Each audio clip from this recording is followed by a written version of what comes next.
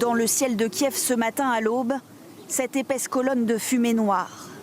3 explosions ont été entendues dans l'ouest de la ville. Cet immeuble résidentiel vient d'être touché par un missile. Comme hier, l'impact a surpris les habitants dans leur sommeil. Sonnés, ils sont mis à l'abri par les secours. Ils ont à peine eu le temps de prendre quelques affaires et d'emmener avec eux leurs animaux de compagnie.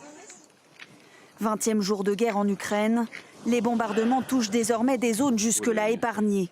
Cette gare a été frappée ce matin, c'est celle de Zaporijia, la ville refuge des habitants de Mariupol.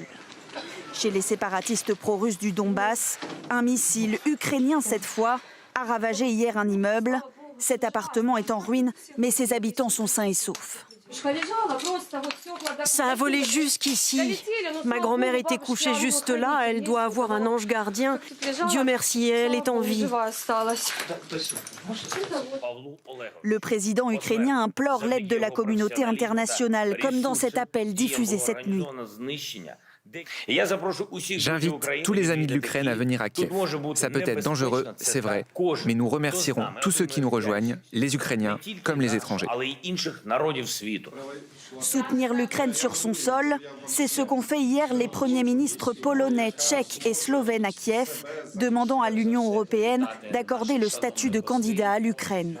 Cet après-midi, face au Congrès américain, le président Zelensky devrait une nouvelle fois réclamer une zone d'exclusion aérienne sur son territoire.